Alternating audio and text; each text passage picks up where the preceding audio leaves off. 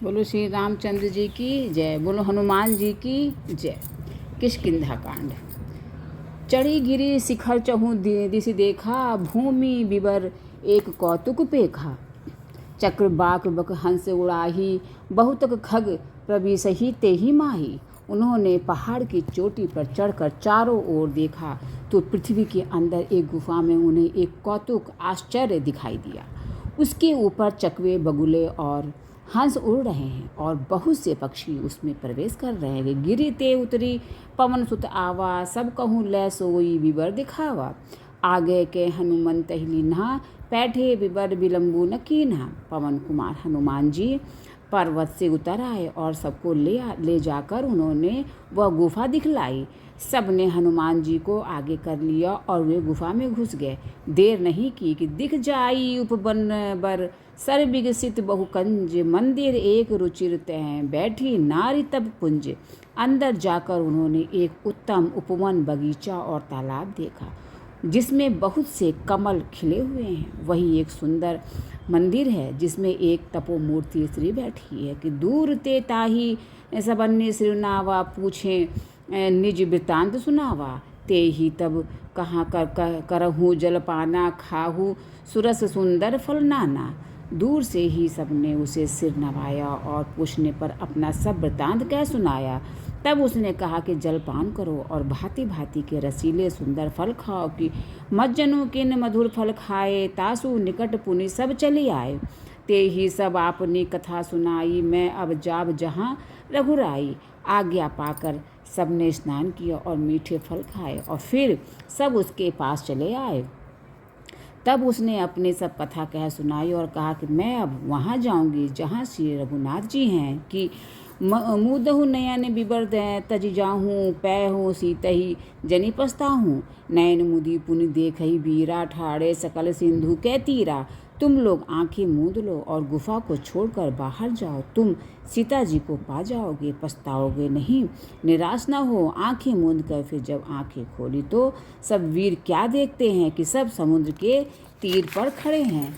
कि सो पुनि गई जहाँ रघुनाथा, जाई कमल पद नाय से माथा।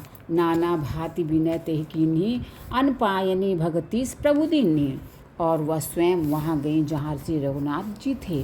उसने जाकर प्रभु के चरण कमलों में मस्तक नवाया और बहुत प्रकार से विनती की कि प्रभु ने उसे अपनी अनपायनी अचल भक्ति दी। कि बदरी बन कहूँ सो गई, प्रभु आज्ञा धरि शीस। उर धरि राम चरण जुग, जे बंदत अज ईस। प्रभु की आज्ञा सिर पर धारण कर और श्री राम जी के युगल चरणों को, जिनकी ब्रह्मा और महेश भी वंदना करते हैं, हृदय में धारण कर वह स्वयं प्रभा बद्रिका श्रम को चली गई। कि यहाँ विचार ही कपि मन माही, बीती अवधि काज कछु नाही। सब मिली कहे परस्पर बाता, बिनु सुधि लय करब का भ्राता। वहाँ वानरगण मन में विचार कर रहे हैं कि अवधि तो बीत गई पर काम कुछ न हुआ। सब मिलकर आपस में बात करने लगे कि हे भाई, अब तो सीता जी की खबर लिए बिना लौट कर भी क्या करेंगे। कह अंगद लोचन भरी बारी, दहूँ दूहूँ प्रकार भई मृत्यु हमारी। यहाँ न सुधी सीता कह पाई, वहाँ गए मारी ही कपिराई। अंगद ने नेत्रों में जल भरकर कहा कि दोनों ही प्रकार से हमारी मृत्यु हुई। यहाँ तो सीता जी की सुध नहीं मिली और वहाँ जाने पर वानरराज सुग्रीव मार डालेंगे। कि पिता बधे पर मारत मोही, राखा राम निहोर न ओही। पुनि पुनि अंगद कह सब पाही, मरण भय कछु संशय नाही। वे तो पिता के वध होने पर ही मुझे बांध डालते, श्री राम जी ने ही मेरी रक्षा की, इसमें सुग्रीव का कोई एहसान नहीं है। अंगद बार बार सबसे कह रहे हैं कि अब मरण हुआ, इसमें कुछ भी संदेह नहीं है। अंगद बचन सुनत कपि वीरा, बोली न सकहि नयन भय नीरा। क्षण एक सोच मगन होई रहे, पुनि अस बचन कहत सब भय। वानरवीर अंगद के वचन सुनते हैं किंतु कुछ बोल नहीं सकते। उनके नेत्रों से जल बह रहा है। एक क्षण के लिए सब सोच में मग्न हो रहे हैं। फिर सब ऐसा वचन कहने लगे कि हम सीता कै सुधि लीन्हे बीना, नहीं जय हैं जुबराज प्रवीणा। अस कहीं लवन सिंधु तट जाई, बैठे कपि सब दर्भ डसाई। हे सुयोग युवराज, हम लोग सीता जी की खोज लिए बिना नहीं लौटेंगे। ऐसा कहकर लवण सागर के तट पर जाकर सब वानर कुश बिछाकर बैठ गए कि जामवंत अंगद दुख देखी, कहीं कथा उपदेश विशेषी, तात राम कहूँ नर न जनि मानहु, निर्गुण ब्रह्म अजित अज जानहु। जामवान ने अंगद का दुख देखकर विशेष उपदेश की कथाएं कहीं। वे बोले, हे तात, श्री राम जी को मनुष्य न मानो, उन्हें निर्गुण ब्रह्म अजय और अजन्मा समझो कि हम सब सेवक अति बड़भागी, संत सगुण ब्रह्म अनुरागी। हम सब सेवक अत्यंत बड़भागी हैं जो निरंतर सगुण ब्रह्म से राम जी के में प्रीति रखते हैं कि निजी इच्छा प्रभु अवतरई सुर, मही गो द्विज लागी, सगुण उपासक संगतय रह ही मोक्ष सब त्यागी। देवता पृथ्वी गौ और ब्राह्मणों के लिए प्रभु अपनी इच्छा से किसी कर्म बंधन से नहीं अवतार लेते हैं। वहाँ सगुणोपासक भक्तगण सालोक के सामीप्य, सारूप्य, सृष्टि और सायुज्य सब प्रकार के मोक्षों को त्याग कर उनकी सेवा में साथ रहते हैं कि यही विधि कथा कहे बहुभांति, गिरी कंदरा सुनी संपाति, बाहर होई देखी बहु कीसा, मोही आहार दिन जगदीसा।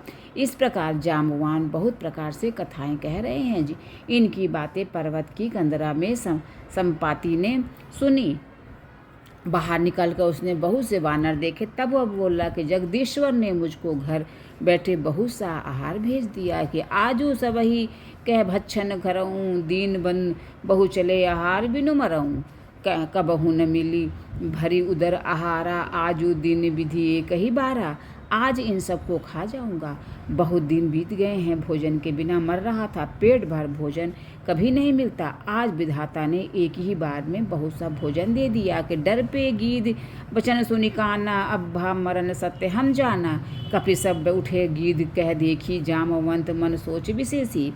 गिद्ध के वचन कानों से सुनते ही सब डर गए कि अब सचमुच ही मरना हो गया, यह हमने जान लिया। फिर उस गिद्ध को देखकर सब वानर उठ खड़े हुए। जामवान के मन में विशेष सोच हुआ कि कह अंगद विचारी मन माही, धन्य जटायु समको नाही। राम काज कारण तनु त्यागी, हरिपुर गयु परम बड़ भागी। अंगद ने मन में विचार कर कहा कि जटायु के समान धन्य कोई नहीं है। श्री राम जी के कार्य के लिए शरीर छोड़कर वह परम बड़भागी भगवान के परम धाम को चला गया कि सुनी खग हरस शोक जुत बानी, आवा निकट कपिन भय मानी। तीन नहीं अभय करी पूछे सी जाई, कथा सकल तीन ने ताही सुनाई। हर्ष और शोक से युक्त वाणी सुनकर वह पक्षी वानरों के पास आया। वानर डर गए। उनको अभय वचन देकर उसके पास जाकर जटायु का वृत्तांत पूछा। तब उन्होंने सारी कथा उनसे कह सुनाई। सुनी संपाति बंधु कह करनी, रघुपति महिमा बहु विधि बरनी। भाई जटायु की करनी सुनकर संपाति ने बहुत प्रकार से श्री रघुनाथ जी की महिमा वर्णन की कि मोहि ले जाऊँ सिंधु तट देऊँ, तिलांजलि ताही, बचन सहाय करबी मैं पै खोजहूँ जाही। उसने कहा कि मुझे समुद्र के किनारे ले चलो, मैं जटायु को तिलांजलि दे दूँ। इस सेवा के बदले मैं तुम्हारी वचन से सहायता करूँगा, अर्थात सीता जी कहाँ है सो बतला दूंगा। जिसे तुम खोज रहे हो उसे पा जाओगे कि अनुज क्रिया करी सागर तीरा, कहीं निज कथा सुनहो कभी बीरा। हम दो बंधु प्रथम तरुणाई, गगन गए रवि निकट उड़ाई।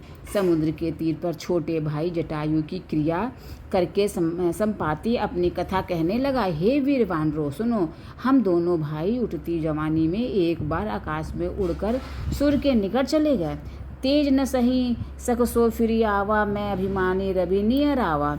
जरे पंख अति तेज अपारा, परयु भूमि करी घोर चिकारा। वह तेज नहीं सह सका, इससे लौट आया, किंतु मैं अभिमानी था इसलिए सूर्य के पास चला गया। अत्यंत अपार तेज से मेरे पंख जल गए। मैं बड़े जोर से चीख मारकर जमीन पर गिर पड़ा। मुनि एक नाम चंद्रमा ओही, लागी दया देखी कर मोही। बहु प्रकार ते ही ज्ञान सुनावा, ते देह जनित अभिमान छड़ावा। वहाँ चंद्रमा नाम के एक मुनि थे। मुझे देखकर उन्हें बड़ी दया लगी। उन्होंने बहुत प्रकार से मुझे ज्ञान सुनाया और मेरे देह जनित अभिमान को छुड़ा दिया कि त्रेता ब्रह्म मनुज तनुधर ही, तासु नारी निश्चर पति हरि ही, तासु खोज पठै प्रभु दूता, तीन नहीं मिले तय होब पुनीता। त्रेता युग में साक्षात पर ब्रह्म मनुष्य शरीर धारण करेंगे। उनकी स्त्री को राक्षसों का राजा हर ले जाएगा। उसकी खोज में प्रभु दूत भेजेंगे। उनसे मिलने पर तू पवित्र हो जाएगा कि जम ही हई पंख करसी जनि चिंता, तीन ही दिखाई देहे सुत सीता। मुनि कह गिरा सत्य भई आजू, सुनी मम वचन करहूँ प्रभु काजू। और तेरे पंख उग आएंगे, चिंता न कर, उन्हें तू सीता जी को दिखा देना। मुनि की वह वाणी आज सत्य हुई। अब मेरे वचन सुनकर तुम प्रभु का कार्य करो कि गिरी त्रिकूट ऊपर बस लंका, तह रह रावण सहज शंका। तह अशोक उपवन जह रहे ही, सीता बैठी सोच रत अहि। चित्रकूट पर्वत पर लंका बसी हुई है, वहाँ स्वभाव ही से निडर रावण रहता है। वहाँ अशोक नाम का उपवन बगीचा है, जहाँ सीता जी रहती हैं। इस समय भी वे सोच में मग्न बैठी हैं। मैं देखूँ तुम नाही, गिद्ध ही दृष्टि अपार, बूढ़ भयऊ न त करतेऊ, कछुक सहाय तुम्हार। मैं उन्हें देख रहा, तुम नहीं देख सकते, क्योंकि गिद्ध की दृष्टि अपार होती है, बहुत दूर तक जाती है। क्या करूं, मैं बूढ़ा हो गया, नहीं तो तुम्हारी कुछ तो सहायता अवश्य करता। कि जो ना गई सत जो जन सागर, करई सो राम काज मति आगर। मोहि बिलो की धरहूँ मन धीरा, राम कृपा कस भयऊ शरीरा। जो 100 योजन 400 को समुद्र लांघ सकेगा और बुद्धि निधान होगा, वही श्री राम जी का कार्य कर सकेगा। निराश होकर घबराओ मत, मुझे देखकर मन में धीरज धरो। देखो श्री राम जी की कृपा से देखते ही देखते मेरा शरीर कैसा हो गया। बिना पाँव का बेहाल था, पंख उगने से सुंदर हो गया। कि पापियू जाकर नाम सुमी रही, अति अपार भवसागर तरही। तासु दूत तुम तजी कदराई, राम हृदय धरी करहु पाई। पापी भी जिनका नाम स्मरण करके अत्यंत अपार भवसागर से तर जाते हैं, तुम उनके दूत हो। अतः कायरता छोड़कर श्री राम जी को हृदय में धारण करके उपाय करो। कि अस कही गरुण गिद्ध जब गय हूँ, तिनके मन अति विस्मय भय हूँ। निज निज बल सब काहू, भाषा पार जाई कर संशय राखा। काक भुसुंडी जी कहते हैं कि हे गरुण, इस प्रकार कहकर जब गिद्ध चला गया, तब उन वानरों के मन में अत्यंत विस्मय हुआ। सब किसी ने अपना अपना बल कहा, पर समुद्र के पार जाने में सभी ने संदेह प्रकट किया। कि जरट भयऊँ अब कह रिछेसा, नहीं तन रहा प्रथम बल लेसा। जब ही त्रिविक्रम भय खरारी, तब मैं तरुण रहे हूँ बल भारी। ऋक्षराज जामवान कहने लगे कि मैं अब बूढ़ा हो गया, शरीर में पहले वाले बल का लेस भी नहीं रहा। जब खरारी खर के शत्रु श्री राम वामन बने थे, तब मैं जवान था और मुझ में बड़ा बल था। कि बलि बाधत प्रभु बाड़ेऊ, सो तनु बरने न जाई। उभय घरी मैं दिन नहीं सात, प्रदक्षिण धाई। बलि के बांधते समय प्रभु इतने बड़े कि उस शरीर का वर्णन नहीं हो सकता, किंतु मैंने 2 ही घड़ी में दौड़कर उस शरीर की 7 दक्षिणाएँ कर ली। अंगद कहे जाऊँ मैं पारा, जिये संशय कछु फिरती बारा। जामवंत कह तुम सब लायक, पठिए किमी सब ही कर नायक। अंगद ने कहा कि मैं पार तो चला जाऊँगा, परंतु लौटते समय के लिए हृदय में कुछ संदेह है। जामवान ने कहा कि तुम सब प्रकार से योग्य हो, परंतु तुम सबके नेता हो, तुम्हें कैसे भेजा जाए। कहे ऋक्षपति सुनु हनुमाना, का चुप साधी रहे हूँ बलवाना। पवन तनय बल पवन समाना, बुद्धि विवेक विज्ञान निधाना। ऋक्षराज जामवान ने श्री हनुमान जी से कहा कि हे हनुमान, हे बलवान, सुनो, तुमने यहाँ यह क्या चुप साध रखी है कि तुम पवन के पुत्र हो और बल में पवन के समान हो। तुम बुद्धि विवेक और विज्ञान की खान हो। कवन सो काज कठिन जग माही, जो नहीं होई तात तुम पाही। राम काज लगी तब अवतारा, सुनतहि भयऊ पर्वतकारा। जगत में कौन सा ऐसा कठिन काम है जो हे तात तुमसे न हो सके। श्री राम जी के कार्य के लिए ही तो तुम्हारा अवतार हुआ है। यह सुनते ही हनुमान जी पर्वत के आकार के अत्यंत विशालकाय हो गए। कनक बरन तन तेज विराजा, मानहु अपर गिरिन कर राजा। सिंहनाद करी 12 लीलही नाघऊ जलनिधि खारा। उनका सोने का सा रंग है, शरीर पर तेज सुशोभित है, मानो दूसरा पर्वतों का राजा सुमेरु हो। हनुमान जी ने बार बार सिंहनाद करके कहा कि मैं इस खारे समुद्र को खेल में ही लांघ सकता हूँ कि सहित सहाय राम नहीं मारी, आनऊ यहाँ त्रिकूट उपारी। जावंत मैं पूछूं तो ही उचित सिखावनु दीजहु मोही। और सहायकों सहित रावण को मारकर त्रिकूट पर्वत को उखाड़कर यहाँ ला सकता हूँ कि हे जामवान, मैं तुमसे पूछता हूँ, तुम मुझे उचित सीख देना कि मुझे क्या करना चाहिए। कि इतना करहूँ तात तुम जाई, सीत ही देखी कहूँ सुधि आई। तब निज भुजबल राजीव नैना, कौतुक लाग संग कपिसेना। जामवान ने कहा कि हे तात, तुम जाकर इतना ही करो कि सीता जी को देख कर लौट आओ और उनकी खबर कह दो। फिर कमल नयन श्री राम जी अपने बाहुबल से राक्षसों का संहार कर सीता जी को ले आएंगे। खेल के लिए ही वे वानरों की सेना साथ लेंगे कि कपिसेन संघारी निशिचर राम सीता ही आनी है। त्रैलोक पावन सुजसु सुर मुनि नार दादी बखानी है, जो सुनत गावत कहत समुझत परम पद नर पावई। रघुबीर पद पाथोज मधुकर दास तुलसी गावई। वानरों की सेना साथ लेकर राक्षसों का संहार करके श्री राम जी सीता जी को ले जाएंगे।